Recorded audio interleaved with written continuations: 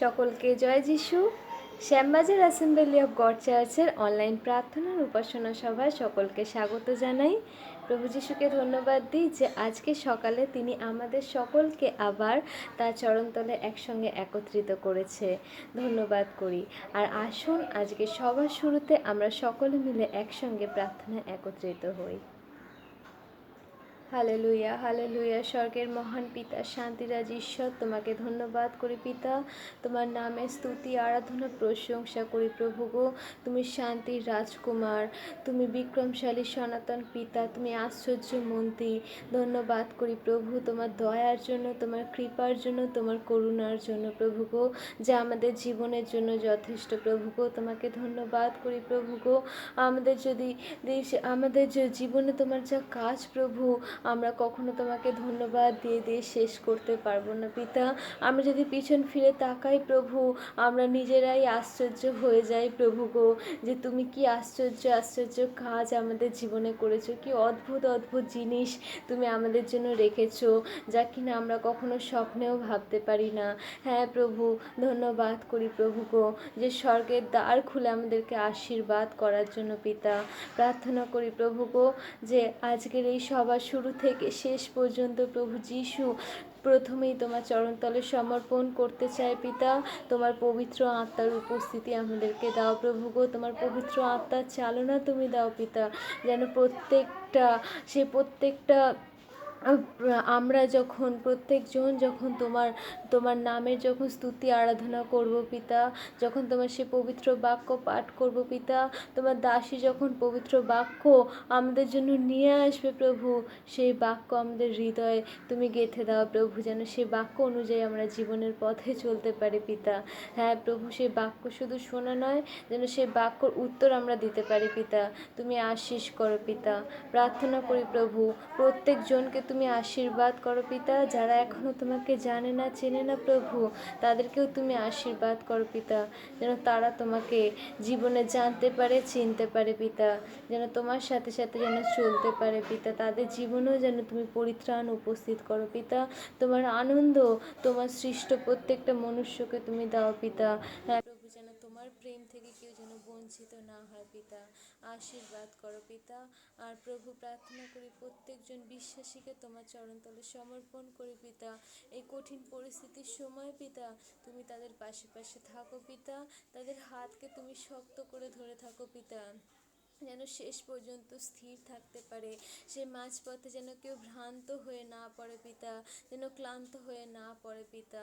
ও প্রভু, তোমার সামর্থ্য দিয়ে প্রভু তুমি ধরে রাখো প্রভু। হ্যাঁ প্রভু, প্রত্যেককে তুমি বিশ্বাসে ভরপুর করো পিতা। নতুন আত্মায় তুমি চালনা করো পিতা। এই প্রার্থনা করি পিতা। আর আমাদের সমস্ত পাপ সকল প্রভু তুমি ক্ষমা করো। আরেকটি বার প্রভু, তোমার পুত্র তোমার কন্যা করে তুমি আমাদেরকে তোমার কাছে রাখো পিতা। এই প্রার্থনা করি। ধন্যবাদ দিই স্বর্গের বাবা, প্রার্থনা শোনার জন্য, উত্তর দেওয়ার জন্য পিতা। সমস্ত কিছু প্রভু যীশু খ্রিস্ট তোমার নামে চাই। Amen, amen, amen.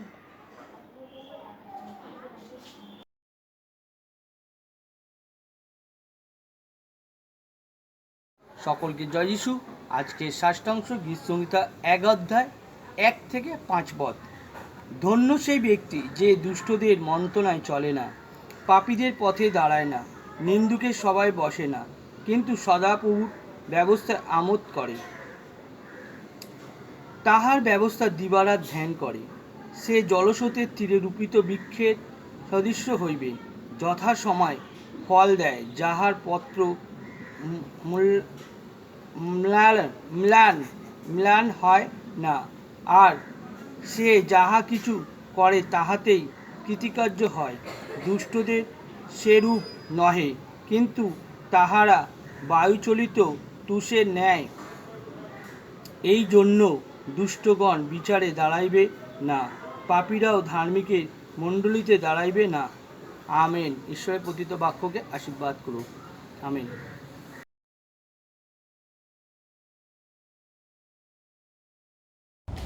সবাইকে জয় যিশু।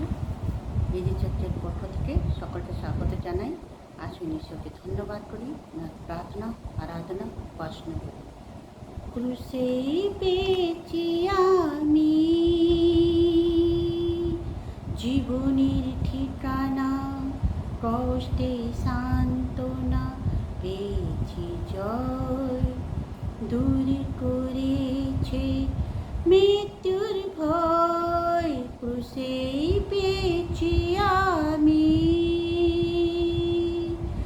জীবনের ঠিকানা কষ্টে সান্ত্বনা পেয়েছি জয়, দূর করেছে মৃত্যুর ভয়, ক্রুশেই পেয়েছি আমি ক্রুশেই পেয়েছি পরিত্রাণের বাণী, দূর করেছেন শত পাপের গ্লানি ক্রুশেই পেয়েছি পরিত্রাণের বাণী, দূর করেছেন শত পাপের গ্লানি জীবনের ঠিকানা কষ্টে সান্ত্বনা পেয়েছি জয়, দূর করেছেন মৃত্যুর ভয়, ক্রুশেই পেয়েছি আমি ক্রুশেই পেয়েছি ধার্মিকতার বর্ষণ, যিশুর রক্তে হয়েছে পাপের মোচন, ক্রুশেই পেয়েছি ধার্মিকতার বর্ষণ, যিশুর রক্তে হয়েছে পাপের মোচন জীবনের ঠিকানা কষ্টে সান্ত্বনা পেয়েছি জয়, দূর করেছেন মৃত্যুর ভয়, ক্রুশেই পেয়েছি আমি विश्वासी परीक्षा जाएगा आनंद समझो, शैतान तुमको डराएगा आनंद समझो, विश्वासी परीक्षा जाएगा आनंद समझो, शैतान तुमको डराएगा आनंद समझो, होगी परीक्षा धीरज बढ़ेगा, तपने के पश्चात सोना बनेगा, होगी परीक्षा धीरज बढ़ेगा, तपने के पश्चात सोना बनेगा आनंद समझो, आनंद समझो, विश्वास परीक्षा जाएगा आनंद समझो, शैतान तुमको डराएगा आनंद समझो, सीमा के बाहर परीक्षा न होगी, यीशु की मर्जी से हर बात होगी, सीमा के बाहर परीक्षा न होगी, यीशु की मर्जी से हर बात होगी, जितना वचन में समाएगा, जितना वचन में समाएगा आनंद समझो, आनंद समझो, आनंद समझो, विश्वास परीक्षा जाएगा आनंद समझो, शैतान तुमको डराएगा, आनंद समझो। यीशु वचन का उपयोग करना, जैसी भी आफत हो बिल्कुल न डरना। यीशु वचन का उपयोग करना, जैसी भी आफत हो बिल्कुल न डरना। उस पार यीशु ले जाएगा, उस पार यीशु ले जाएगा, आनंद समझो, आनंद समझो। विश्वास परखा जाएगा, आनंद समझो। शैतान तुमको डराएगा, आनंद समझो। विश्वास परखा जाएगा, आनंद समझो। विश्वासी बने, यीशु पर विश्वास करें। आमीन।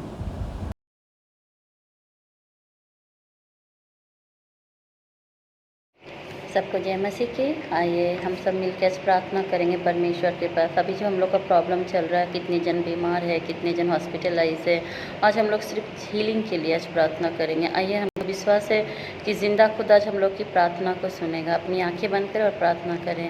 हालेलुया। पिता परमेश्वर, मैं तुझे धन्यवाद देती परमेश्वर कि तूने हम लोग को फिर से एक दिन देखने का मौका दिया परमेश्वर। कल रात को ना जाने कितने इंसान ये दिन नहीं देखा होगा परमेश्वर, लेकिन तूने हम सबको एक दिन देखने का मौका दिया, हम लोग को एक सवेरा देखने का मौका दिया परमेश्वर। सचमुच तू महान है, तू जिंदा खुदा, तू जीवित परमेश्वर है प्रभु, तू सच्चा ईश्वर है प्रभु, तू पवित्र है, तू शुद्ध है परमेश्वर। इसलिए मैं तुझे धन्यवाद देती हूँ परमेश्वर। आज मैं विनती प्रार्थना अनुरोध करूँगी प्रभु, जितने जन बीमार है, हमारे मंडली में बहुत ऐसे उम्रदार लोग हैं परमेश्वर जो लोग बहुत बीमार है परमेश्वर। मैं मीता काकी माँ के लिए प्रार्थना कर रही हूँ, शांति मासी माँ के लिए, सिप्रा मासीन माँ के लिए, मुन्नी दी के लिए, मुन्नी दी के लिए प्रभु, आरती साहा के लिए प्रभु, पूर्णिमा काकी माँ के लिए, जितने उम्रदार लोग हैं परमेश्वर, मैं तेरे से विनती प्रार्थना अनुरोध कर रही हूँ कि परमेश्वर तू उन लोग को देख, तू उन लोग को हर एक बीमारी से रक्षा कर परमेश्वर। पवित्र आत्मा तेरे सामर्थ्य से, तेरी शक्ति से प्रभु तू उन लोग को बचा परमेश्वर। तू दया कर प्रभु, क्योंकि उन लोग को तेरी दया की ज़रूरत है परमेश्वर। प्रभु लोग तेरे संतान है परमेश्वर, तेरे बच्चे हैं परमेश्वर। इस उम्र में भी प्रभु उन लोग का कोई नहीं है तेरे अलावा प्रभु। तू ही उन लोग के जीवन में दया कर सकता है, क्योंकि तेरी दया उन लोग के जीवन से कभी कम ना होगी परमेश्वर। मुझे विश्वास है प्रभु, उन लोग को चूल से लेके पैर के नाखून तक को तू प्रभु टच कर, उन लोग को बॉडी को तू हील कर प्रभु, तेरा अनुग्रह भर दे, ब्लेस्ड कर प्रभु, ब्लेस्ड कर प्रभु।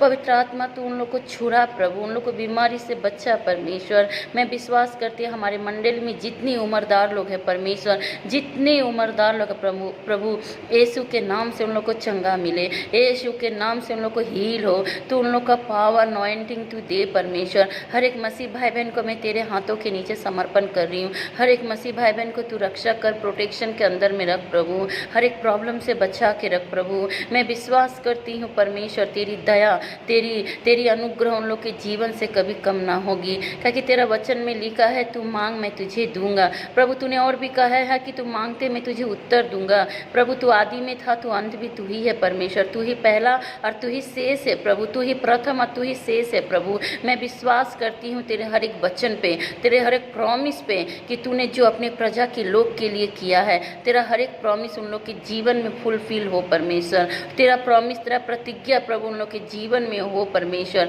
तेरा दया हो। मैं विश्वास करती हूँ इस भारतवर्ष को तू हील कर प्रभु। हम लोग को विश्वास है प्रभु कि हम लोग एक दिन ये हम लोग फिर से नॉर्मल जीवन कटाएंगे परमेश्वर, फिर से नॉर्मल लाइफ में फिर से वापस आएंगे परमेश्वर। और तू दया करेगा, तो इस भारतवर्ष को भी तू हीलिंग कर प्रभु। प्रभु दया कर प्रभु, तेरी दया की ज़रूरत है इस भारतवर्ष में। तेरे पवित्र लहू से प्रभु इस भारतवर्ष को मैं बांध रही हूँ, तेरे पवित्र लहू से, जो कीमती लहू तूने हम जैसों के लिए बहाया है, तेरे कीमती लहू से हर एक उम्रदार लोग को प्रभु प्रोटेक्शन कर प्रभु। तेरे कीमती लहू से मैं हर एक उम्रदार लोग को बांध रही हूँ प्रभु। जितने जन बीमार हैं उन लोग के घर बिस्तर सबको तू चंगा कर परमेश्वर। मेरे मुझे विश्वास है प्रभु, तूने हर एक विनती प्रार्थना को तूने स्वर्ग में उठाया।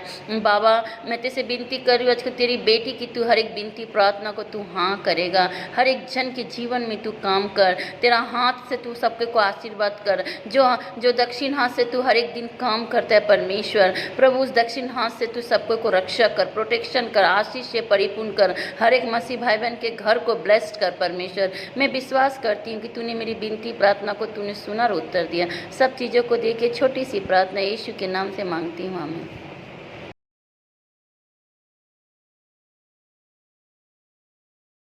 गहरे प्यार से तूने प्यार किया, गहरे प्यार से तूने प्यार किया। माँ से गहरा है प्यार तेरा, माँ से गहरा है प्यार तेरा। तू धन्य है, सर्व सृष्टि है, तेरे जैसा नहीं और कोई। तू धन्य है, सर्व सृष्टि है, तेरे जैसा नहीं और कोई। Hallelujah hallelujah hallelujah hallelujah. तुझे मैं कभी भूलूंगा नहीं, तुझे मैं कभी भूलूंगा नहीं, तेरे साथ साथ मैं चलूँगा। एक नूर के समान रहूँगा। तू धन्य है, सर्व सृष्टि है, तेरे जैसा नहीं और कोई। तू सत्य है, सर्वशक्ति है, तेरे जैसा नहीं और कोई। Hallelujah hallelujah hallelujah hallelujah hallelujah hallelujah hallelujah hallelujah. Happy Mother's Day to all the moms.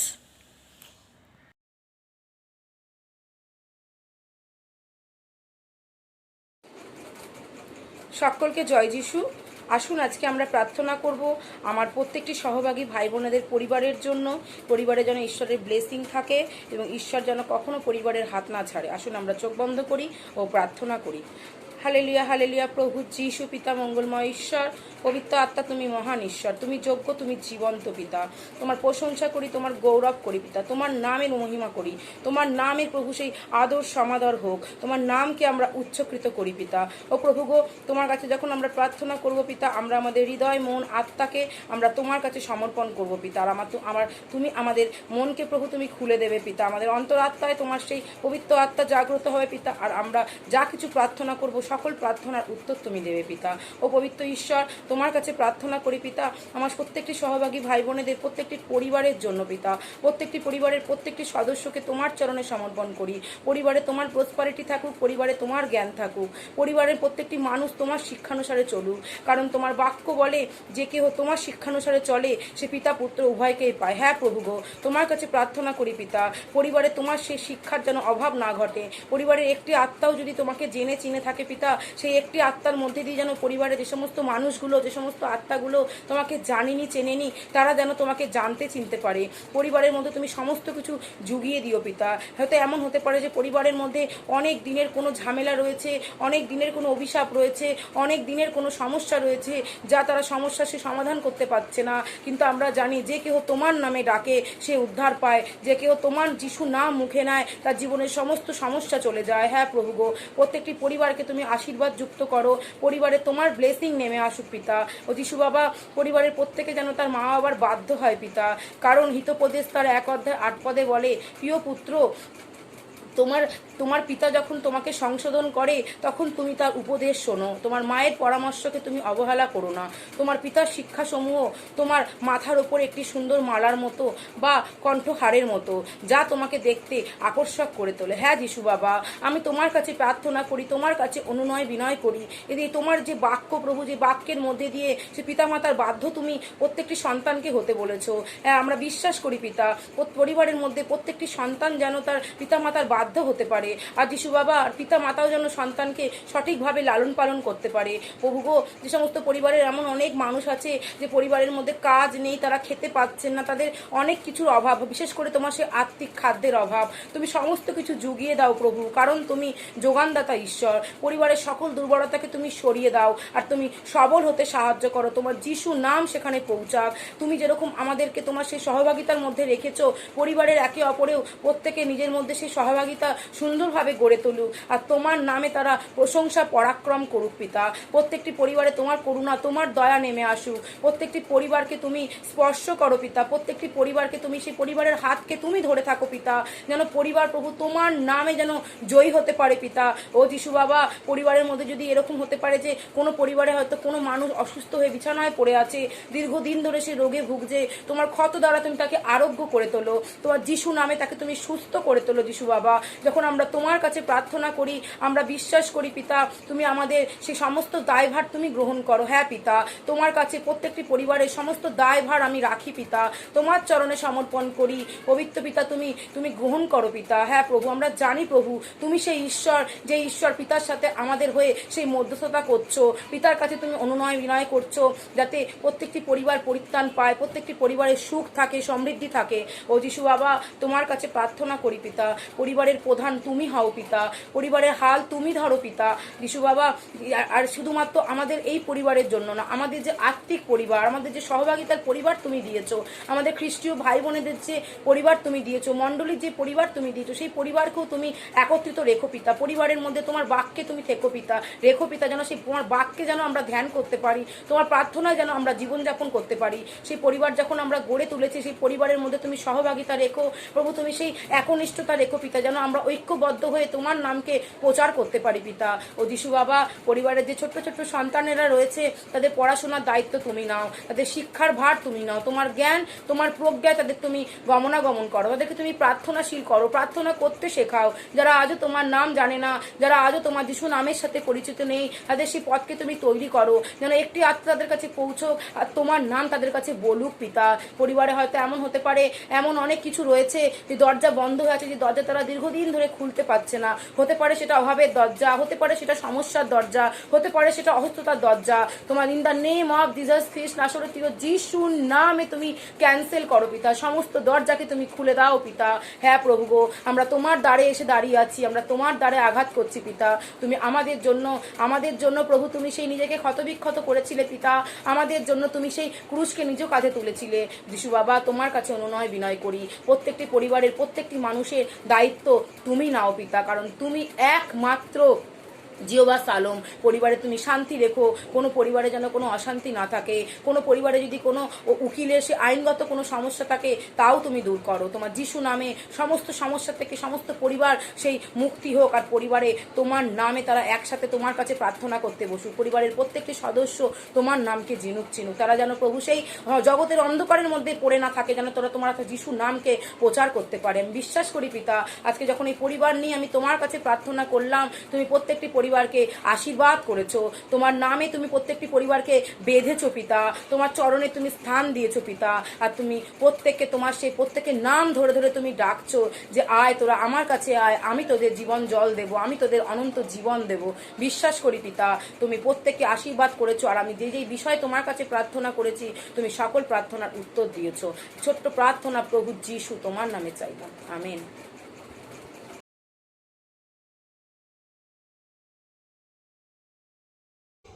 सबको जय मसीह की। जीवन के अंधेरी राहों में प्रभु ज्योति जला देना, एक भटके हुए राही को प्रभु पथ पर साथ देना। जीवन के अंधेरी राहों में प्रभु ज्योति जला देना, एक भटके हुए राही को प्रभु पथ पर साथ देना। प्रभु तुम तो दया की द्वार हो, प्रभु तुम तो दया की द्वार हो, मैं नाश न हो जाऊं कहीं, प्रभु ज्योति जला देना, प्रभु ज्योति जला देना।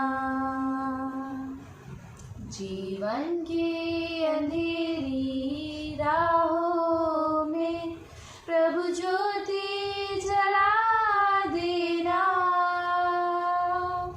एक भटके हुए राही को प्रभु पथ पर साथ देना।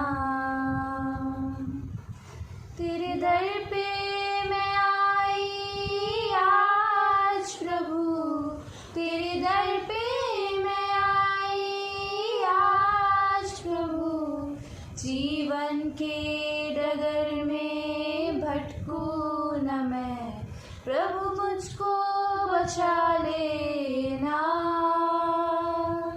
प्रभु मुझको बचा लेना। जीवन के अंधेरी राहों में प्रभु ज्योति जला देना, एक भटके हुए राही को प्रभु पथ पर साथ देना, एक भटके हुए राही को प्रभु पथ पर साथ देना।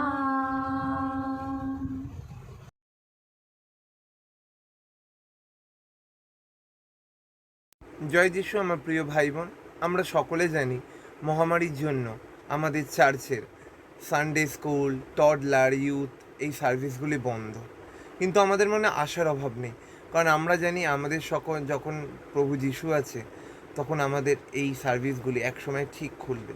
তাই আর দেরি না করে আসুন আমরা প্রার্থনায় যাই। Hallelujah, hallelujah. মহান পিতা ঈশ্বর, তোমার চরণে ধন্যবাদ দিই পিতা, তুমি আরেকটিবার সুযোগ করে দিলে আমাদের প্রার্থনা করার জন্য।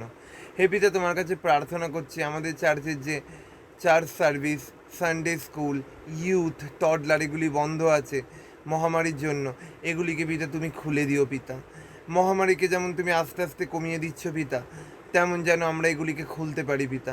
প্রত্যেকটি বাচ্চা, প্রত্যেকটি তরুণ তরুণী, কিশোর কিশোরী এসে যেন স্বাভাবিকভাবে এই ক্লাসগুলি করতে পারে এবং প্রভুর কথা আরও জানতে পারে, মনে প্রাণে গ্রথিত করতে পারে পিতা। এ পিতা প্রার্থনা করছি পিতা, যাদের যাদের বাড়িতে কেয়ার গ্রুপ হয় পিতা, কেয়ার গ্রুপ যেন ভালোভাবে সুস্থভাবে হয় পিতা। প্রত্যেক কেয়ার গ্রুপ লিডার যেন তোমার পথে চলে, তোমার নির্দিষ্ট রাহে চলে পিতা, যেন দেখাতে পারে যে তারা কেয়ার গ্রুপ করছে পিতা। হে পিতা, প্রার্থনা করছি সে সকল সানডে স্কুল টিচারদের জন্য যারা সেই সানডে স্কুল নিত, তাদেরকে ভালো রেখো পিতা। প্রার্থনা করছি সেই সকল বাচ্চাদের জন্য যারা টডলার করত, সেই সকল কিশোর কিশোরীদের জন্য যারা সানডে স্কুল করতো, এবং সেই সকল ছোটো ছোটো তরুণ তরুণীদের জন্য যারা ইউথ সার্ভিস করতো পিতা। তারা হয়তো তোমার সার্ভিস থেকে দূরে আছে পিতা, কিন্তু যেন তারা তোমার বাক্য থেকে বঞ্চিত না হয় পিতা। তোমার মনেতে যেন, তাদের মনেতে যেন তুমি কথা বলো পিতা, তাদের সাথে থাকো, পাশে থাকো পিতা। এবং আমাদের চার্চ সার্ভিসকেও তুমি আশীর্বাদ মণ্ডিত করো, যেন একসময় আমাদের চার্চ সার্ভিসটি খুলে গিয়ে আমরা একসাথে সকল ভাই বোনেরা মিলে মণ্ডলীতে তোমার বাক্য শুনতে পারি, আরাধনা ভজনা করতে পারি, প্রার্থনা করতে পারি। এখন আমরা অনলাইনে যুক্ত পিতা, কিন্তু যেন আমরা তোমার সেই প্রভুর গৃহে গিয়ে সেই পবিত্র আত্মার সংস্পর্শে এসে আমরা যেন সব কিছু করতে পারি পিতা। আমার দৃঢ় বিশ্বাস, আমার প্রার্থনার প্রতিটি শব্দ তুমি শুনেছো ও উত্তর করেছো, তাই এই প্রার্থনার ডালি তোমার চরণে নিবেদন করলাম। আমিন।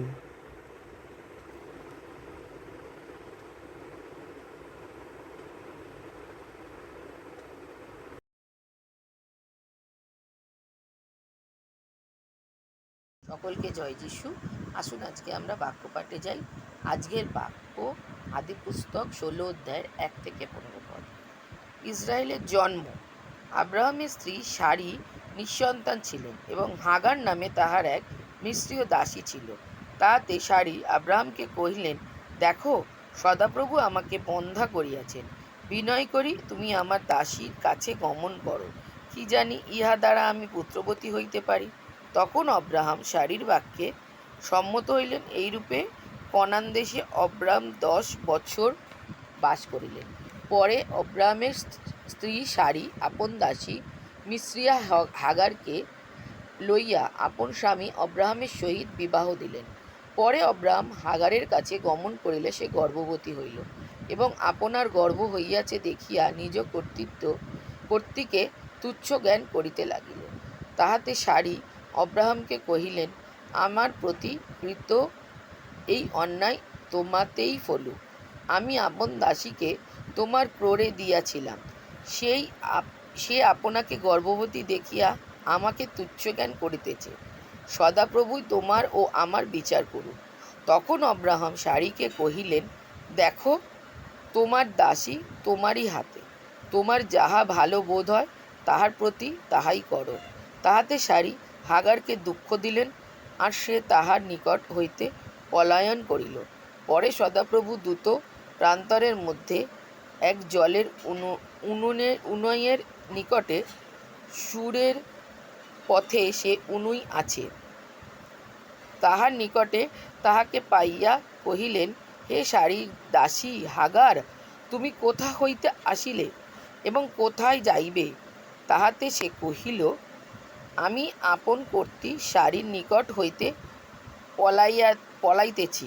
তখন সদাপ্রভুর দূত তাহাকে কহিলেন, তুমি আপন কর্ত্রীর নিকট ফিরিয়া গিয়া নম্রভাবে তাহার হস্তের বশীভূত হও। সদাপ্রভুর দূত তাহাকে আরও বলিলেন, আমি তোমার বংশে এমন বৃদ্ধি করিব যে বাহুল্য প্রযুক্ত অগণ্য হইবে। সদাপ্রভু দূত তাহাতে আরও কহিলেন, দেখো, তোমার গর্ভ হইয়াছে, তুমি পুত্র প্রসব করিবে ও তাহার নাম ইসরায়েল ঈশ্বর শোনেন রাখিবে, কেননা সদাপ্রভু তোমার দুঃখ শ্রবণ করিলেন, আর সে গর্ধবস্থ স্বরূপ মনুষ্য হইবে। তাহার হস্ত সকলের বিরুদ্ধে ও সকলের হস্ত তাহার বিরুদ্ধে, সে তাহার সকল ভ্রাতার সম্মুখে বসতি করিবে। পরে হাগার, যিনি তাহার সহিত কথা কহিলেন, সেই সদাপ্রভুর এই নাম রাখিল, তুমি দর্শনকারী ঈশ্বর। কেননা সে কহিল, যিনি আমার দর্শন করেন, আমি কি এই স্থানেই তাহার অনুদর্শন করিয়াছি?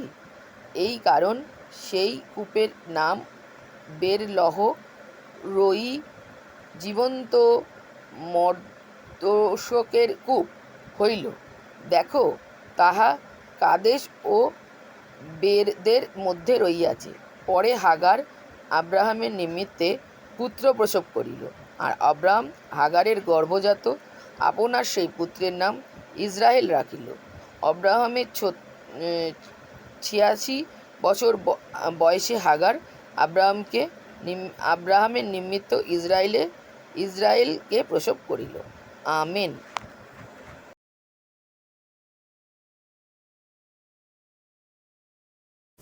সবাইকে জয় যিশু। আজকের এই পূর্ণ সানডে বা পূর্ণ রবিবারে উপাসনা সবাই প্রত্যেককে ওয়েলকাম করি। শ্যামবাজার অ্যাসেম্বলি অফ গড চার্চের পক্ষ থেকে ঈশ্বর আপনাদের প্রত্যেককে আশীর্বাদ প্রদান করুন। আমরা এসে গেলাম সেই জুলাই মাসে, আজকে জুলাই মাসের ফার্স্ট উইক সানডে। এতগুলো মাস আমরা কাটিয়ে এসেছি কেবলমাত্র ঈশ্বরের অনুগ্রহের জন্য। আর ঈশ্বর মঙ্গলময়, God is good all the time, he is good all the time. আজকে ঈশ্বরের অনুগ্রহ, ঈশ্বরের ভালোবাসা, ঈশ্বরের করুণার জন্য আজও আমরা বেঁচে আছি। আরও একবার আমরা এই সার্ভিসে আসতে পেরেছি। ধন্যবাদ জানাই সেই মহান পিতাকে, মহান ঈশ্বরকে, যিনি আমাদেরকে নিয়ে এসছেন তার বাক্য শুনে, তার মান্না নেওয়ার জন্য। আর যে বাক্য আজকে সে দিয়েছেন সেই বাক্য আজকে আমরা শুনতে চলেছি। ধন্যবাদ দিই প্রত্যেককে। আসুন এর সময় আমরা দেরি না করে আজকে আমরা বাক্যের দিকে তাকাই। আজকের এই বাক্য, আজকে জুলাই মাসের ফার্স্ট উইকে যে বাক্য সেটা হচ্ছে এল রই ইন ওপেন ডোর। এল রই ইন ওপেন ডোর, অর্থাৎ দর্শনকারী ঈশ্বর মুক্ত দরজায়। এবছরের থিম আমাদের আছে, এবছরের শ্যামবাজার অ্যাসেম্বলি অফ গড চার্চের আমাদের থিম আছে মুক্ত সিজন অফ ওপেন ডোর, মুক্ত দরজার ঋতু। আর এই মুক্ত দরজার ঋতুতে আজকে আজকে যে বাক্য ঈশ্বর দেখেছেন সেটা হচ্ছে এল রই ইন ওপেন ডোর, অর্থাৎ দর্শনকারী ঈশ্বর মুক্ত দরজায়। মেসেজ নিয়ে আছে আদিপুস্তক 16:1-15। আদিপুস্তক 16:1-15। এখানে আমরা জানি হাগারের ঘটনার কথা বলা আছে। হাগার সে ছিল একজন দাসী, অর্থাৎ সারির দাসী। অব্রাহাম এবং সেই সারির দাসী ছিল হাগার। আর ঈশ্বর আব্রাহামকে বার করে নিয়ে এসেছিল 16:1-15। ঈশ্বর আব্রাহামকে বার করে নিয়ে এসেছিল, তাকে বলে তুমি তোমার 12 অধ্যায়, তুমি তোমার জ্ঞাতি কুটুম্ব ত্যাগ করে আমি তোমাকে যে দেশ দেখ সেই দেশে তুমি চলো। এবং আব্রাহাম ঈশ্বরের কথা মতো চলে এসেছিল।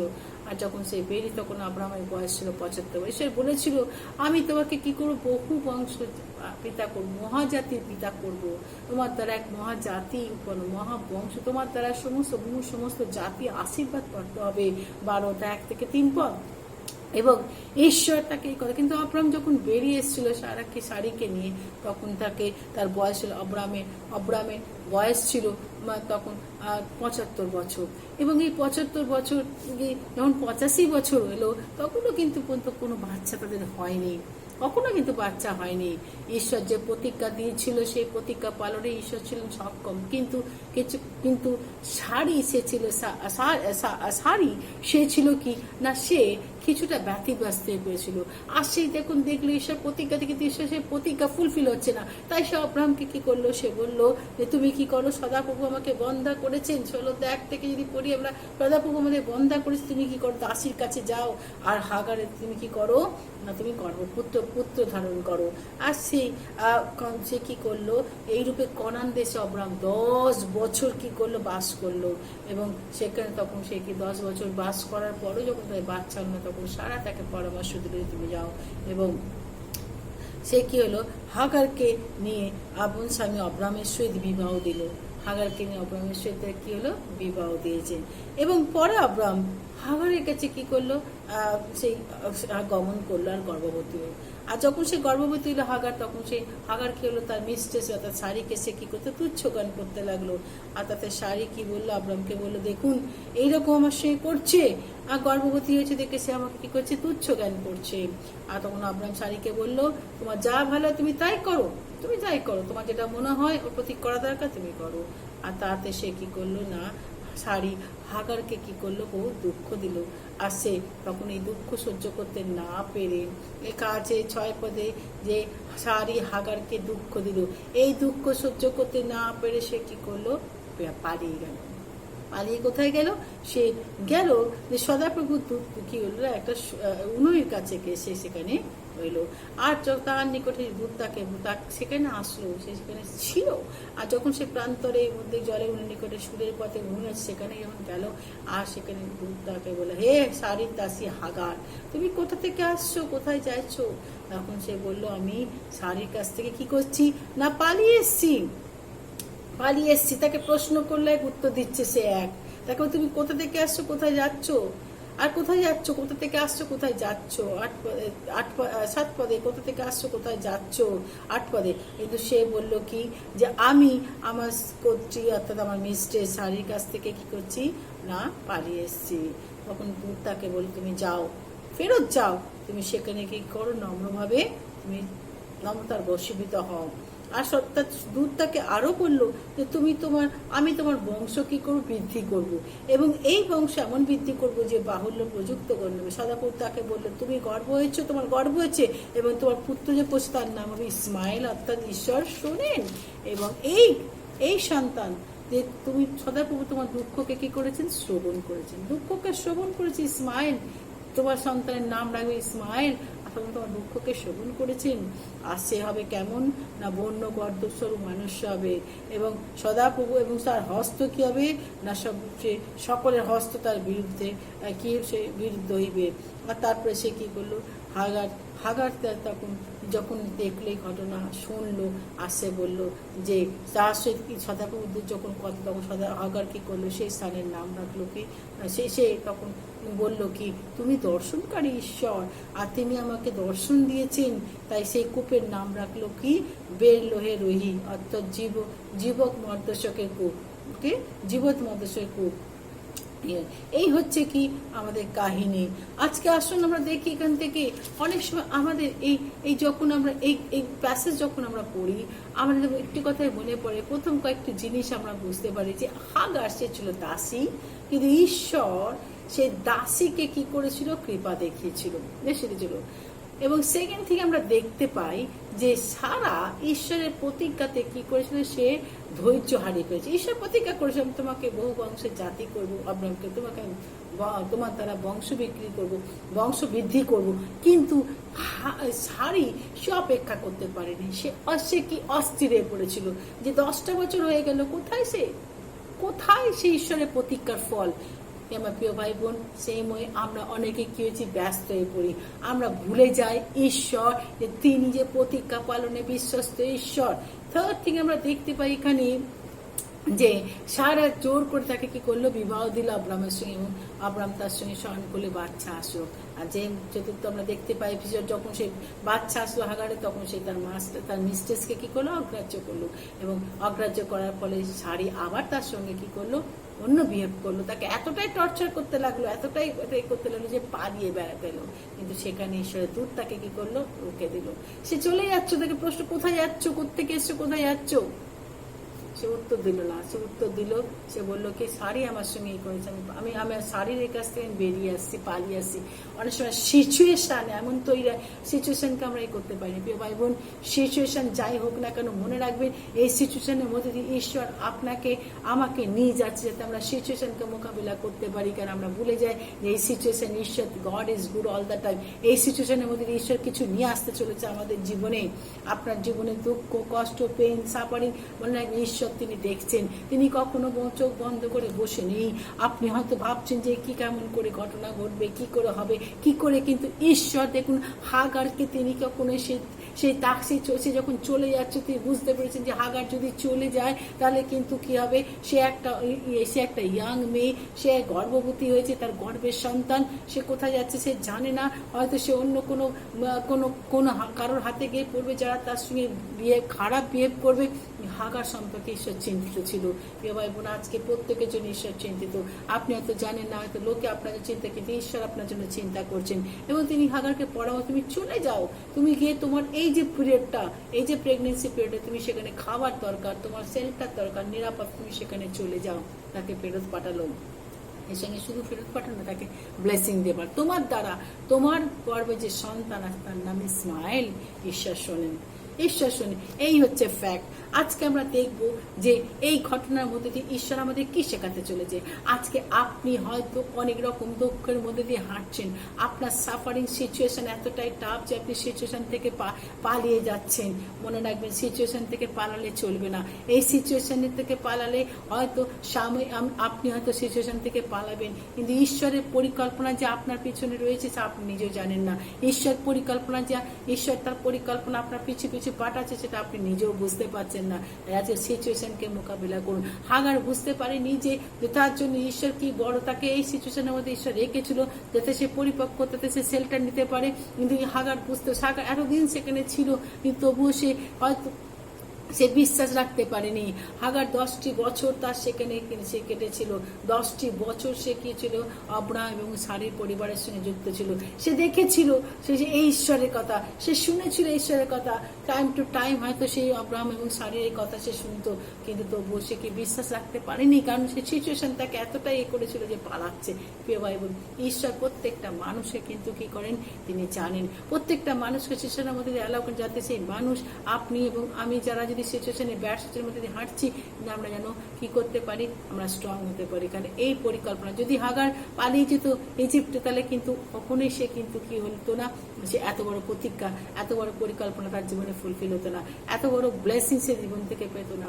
আমার প্রিয় ভাই বোন, হাগার, ঈশ্বর হাগারকে কি করলো না, স্টপ করলো, হাগারকে স্টপ করলো। কয়েকটা জিনিস এখানে ঈশ্বর কি করেন, তিনি কথা বলেন। ঈশ্বর দুঃখ কষ্ট তিনি জানেন যে আপনি এবং আমি হয়তো দুঃখের মধ্যে, আজকে অনেকে আছেন যারা দুঃখের মধ্যে দিয়ে হাঁটছেন, কষ্টের মধ্যে দিয়ে হাঁটছেন।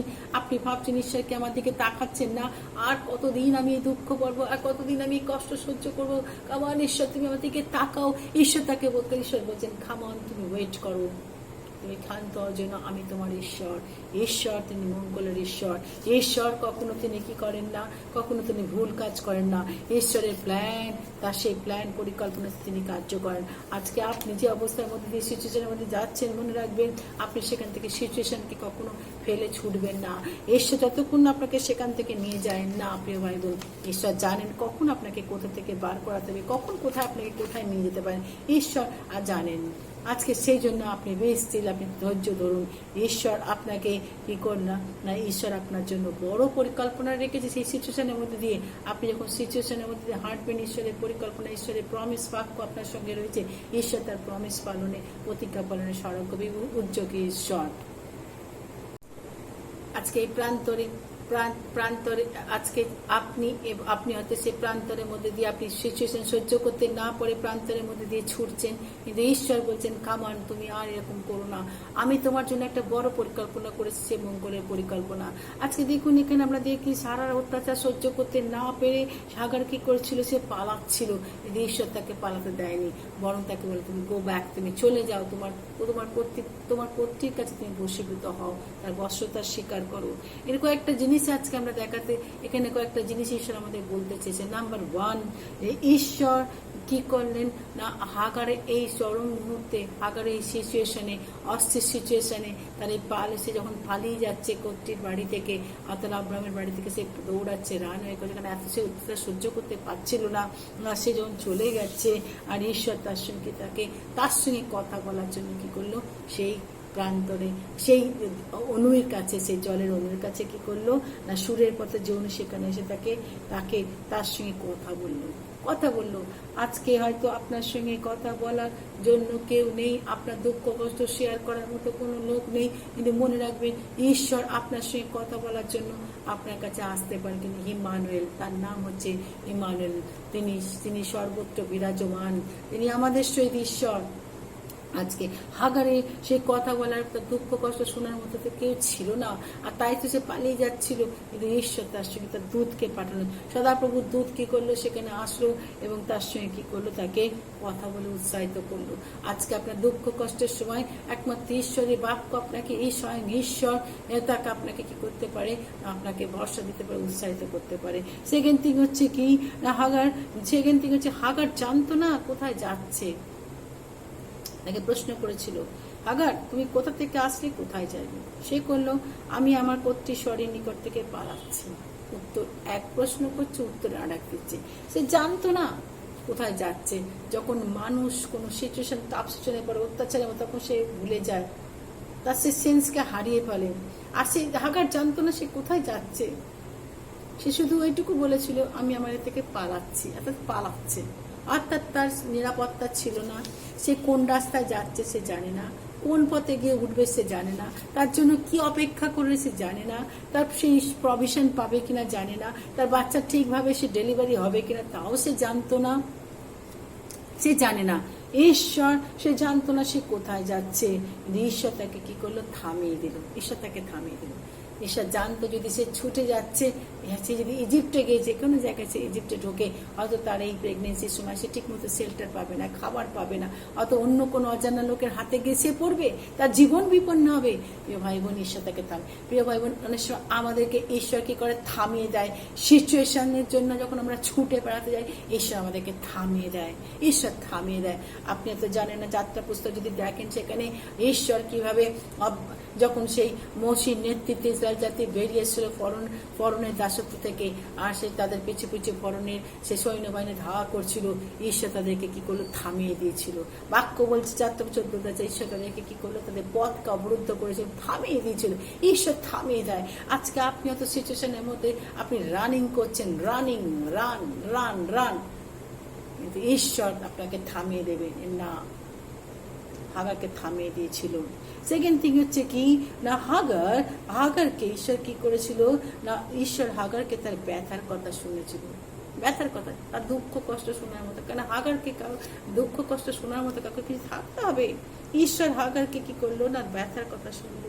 আমার প্রিয় ভাই বোন, আজকে ব্যথার কথা, আপনার দুঃখ কষ্ট, আপনার সাফারিং এর কথা শোনার মতো কোনো দিক নেই, কিন্তু ঈশ্বর আছেন, তিনি দর্শনকারী ঈশ্বর, তিনি দেখছেন আপনাকে, এল রই, তিনি আজকে আপনাকে দেখছেন, তাই তিনি আপনাকে কি আপনার দুঃখ কষ্ট শুনবেন। হাগারের দুঃখ কষ্ট শোনার মতো। অনেক সময় আমরা মানুষকে যখন দেখি, এটা আমাদের দায়িত্ব কর্তব্য যে কোনো মানুষের দুঃখ কষ্ট, তার দুঃখ কষ্ট আমরা শুনবো এবং তাকে আমরা কি করবো, এনকারেজমেন্ট দেবো। আজকে পরিচর্যার কাজে যারা যুক্ত আছেন তাদেরকে আমাদের একই কাজ ঈশ্বর দিয়েছেন, যে আমরা দুঃখ কষ্ট, অপরের দুঃখ কষ্ট কি করতে শুনে তাদেরকে এনকারেজমেন্ট করতে পারি, তাদেরকে ঈশ্বরের বাক্য দিয়ে বোঝাতে পারি, তাদের পাশে থেকে তাদেরকে বলতে পারি, yes I am with you. বলতে যেমন ঈশ্বর বলেছেন, I never leave you not forsake you. আজকে পরিচর্যাকারিণী হয়ে পরিচর্যা হয়েছে না, আমরা বিশ্বাস থেকে সেই সমস্ত অসহায় মানুষের পাশে যাদেরকে দাঁড়াবো, যাদের কথা শোনার মতো কেউ নেই। এয়ার উই আর, আমরা বলতে পারি, প্রভু আমাদের ইউজ করো, আমাদেরকে ব্যবহার করার জন্য। অনেক মানুষের দুঃখ কষ্ট শেয়ার করার লোক নেই, কিন্তু যেন ঈশ্বর, আমরা ঈশ্বরের সেই কার্য করতে পারি। হাগারের সেই দুঃখ কষ্ট যে ঈশ্বর কি করলো না, হাগারকে কি করেছিল, হাগারের কথা শুনেছিল। থার্ড থিং হচ্ছে, হাগারকে সে কি করেছিল, তার দুঃখ কষ্ট দেখেছিল, তিনি দর্শনকারী। আর তাই তো হাগার বলেছিল যে আমি কি করেছিল, তুমি দর্শনকারী ঈশ্বর, দর্শনকারী।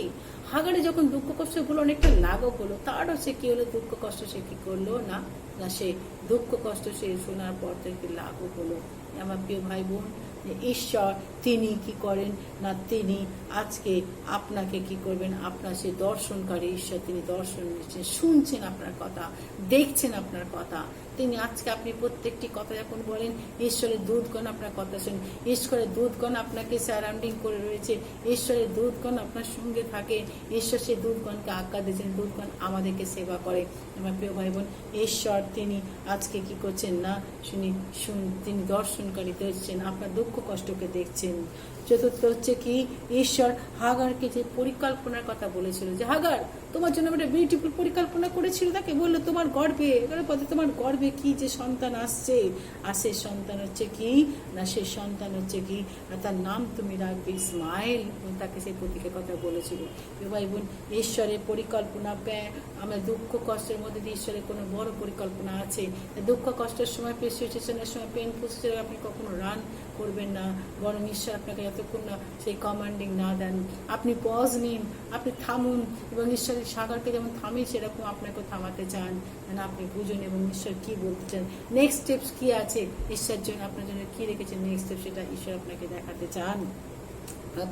আপনি মনে রাখবেন, এই হাগার সে কি করতো না, হাগার সে কিন্তু জানতো না সে যাচ্ছে যে কোথায় গিয়ে উঠবে, সেখানে তো খাওয়া নেই, ঠিক নেই, কোন হাতে কোথায় গিয়ে উঠবে, কিন্তু ঈশ্বর তার খাওয়া পড়া সব ব্যবস্থা করেছেন। তুমি ফেরত যাও, কারণ অ্যাটলিস্ট এই প্রেগনেন্সির সময় তাকে দূরে ঘুরতে হবে না খাওয়ার জন্য বা শেল্টারের জন্য, সে তার নিজের মিস্ট্রেসের কাছে দুবেলা দুমুঠো খেতে মাথার উপর ছাদে সে থাকতে পারবে, এই অ্যাসুরেন্স সে পেতে পারে সেখান থেকে।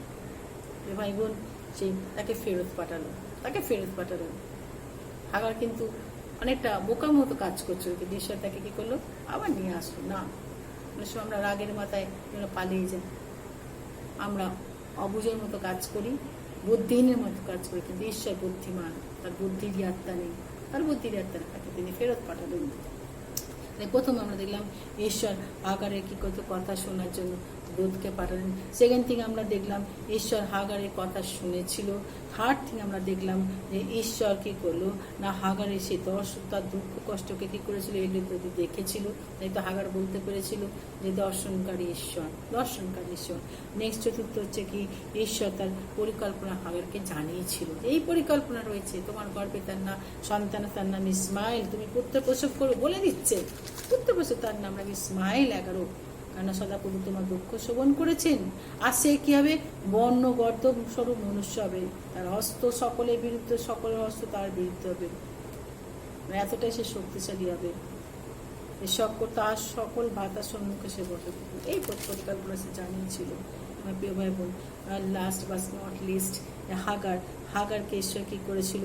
তাকে সেই ব্লেসিং, তাকে সেই বংশগত ব্লেসিং দিয়েছিল। তাই বলেছিল তোমার সন্তান এরকম হবে, তোমার সন্তান 12 দেখুন, তাই তোমার সন্তান বন্য গর্দ স্বরূপ মনুষ্য হবে, তার হস্ত সকলের বিরুদ্ধে, সকলের হস্ত তার বিরুদ্ধে হইবে, আর সে তার সকল ভাতার সম্মুখে বসতি করবেন। ভাই বোন, ঈশ্বর তিনি দেখেন আজকে আপনি যে সিচুয়েশনে, কিন্তু আপনি কখনো পালাবেন না, বরং স্টে টিউন উইথ হিম, আপনি থাকুন তার সঙ্গে। ঈশ্বর সিচুয়েশনের মধ্যে আপনি ঈশ্বর পতিত বাক্যে আশীর্বাদ করুন। আমিন।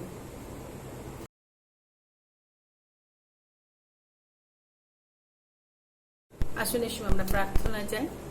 জীবন্ত ঈশ্বর, দর্শনকারী ঈশ্বর এল রোহি, তোমাকে আমরা ধন্যবাদ জানাই আজকের এই সুন্দর সার্ভিসের জন্য। প্রভু তুমি আমাদেরকে নিয়ে এসো, একত্রিত করেছে এই জায়গায়। প্রভু তুমি আমাদের দর্শনকারী ঈশ্বর, তুমি আমাদের সমস্ত কিছুকে প্রভু তুমি দেখো, আমাদের জীবনের A to Z সমস্ত কিছু দুঃখ কষ্ট সব তুমি অবগত আছো।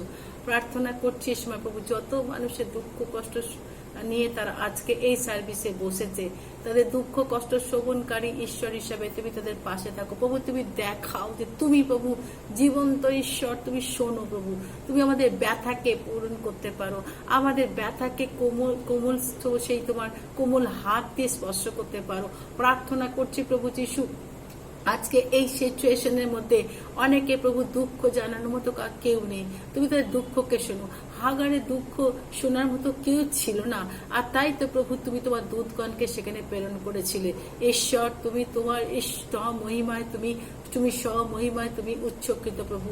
তোমার কাছে প্রার্থনা করছি আজকে এই জায়গায় যত জন প্রভু দুঃখ শোনার জন্য কেউ নেই, তুমি তাদের পাশে যাও প্রভু, এবং তুমি তাদের কথা শোনো প্রভু। তুমি হাগারকে দিয়েছিলে সেই ব্লেসিং, যে ব্লেসিং হাগারের মাধ্যমে তার সন্তান ইসমাইল বহন করেছিল, আজকে তুমি তাদের সেই ব্লেসিং এর ধারায় তুমি প্রবাহিত করো। একটি মায়ের দুঃখ কষ্ট দুঃখ বোঝার মতো তুমি সেখানে পাশে ছিলে প্রভু। হাগার সে একা ছিল, কিন্তু প্রভু তুমি তার সাথ দিয়ে তাকে তুমি শক্তি দিয়েছিলে, তাকে তুমি এনকারেজ করেছিলে, তাকে তুমি তোমার উৎসাহ প্রদান করেছিলে। প্রার্থনা করছি প্রভু যিশু, তোমার সেই আগামী দিনে প্রভু তুমি আগামী দিনগুলোতে প্রভু তুমি আমাদেরকে এইভাবে এনকারেজমেন্ট দাও। রেগুলার যখন আমরা এখানে বসি শুনি প্রভু, সেই বাক্যর মধ্যে দিয়ে তুমি আমাদের সেই কথা বলো। আজ প্রার্থনা করি অনেক মানুষ প্রভু যারা আজকে প্রভু তোমার কাছে আসতে চায়, তাদেরকে তুমি নিয়ে এসো।